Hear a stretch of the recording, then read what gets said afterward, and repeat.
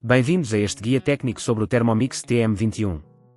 Somos a Kelatos Informática, especialistas em reparação técnica. Recolhemos o teu equipamento ao domicílio, fazemos diagnóstico gratuito e enviamos orçamento antes de reparar.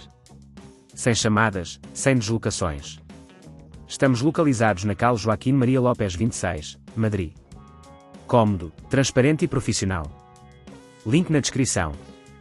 Hoje vamos falar sobre um problema que muitos utilizadores da Thermomix TM21 enfrentam: o barulho estranho que ocorre ao mudar o embrague.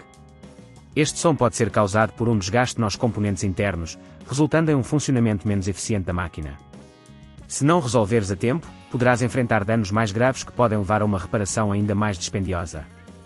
Para esta reparação, precisaremos de algumas ferramentas e materiais: uma chave de fendas, um alicate, um novo embrague, se possível, um multímetro para verificar a continuidade elétrica. Vamos agora para o passo a passo da reparação.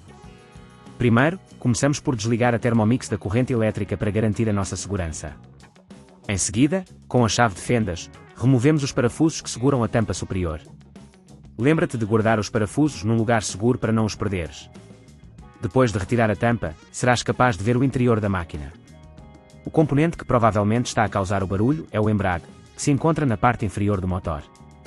Para localizá-lo, segue os cabos que vão do motor até o componente. Agora, precisamos de desconectar os cabos que estão ligados ao embrague.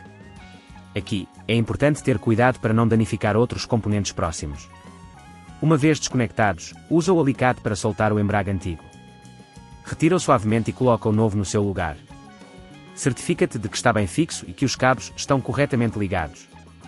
Se neste ponto achares que é demasiado complexo, lembra-te que na Kelatos recolhemos o equipamento no teu domicílio e devolvemos-te reparado. Assim que tiveres o embrague novo instalado, coloca a tampa superior de volta e aperta bem os parafusos. Por fim, liga a Thermomix e verifica se o barulho desapareceu. Se tudo estiver em ordem, estás pronto para cozinhar novamente. Para evitar que este problema volte a ocorrer, recomenda-se fazer limpezas regulares na máquina e evitar o uso excessivo da função de mistura em alta velocidade.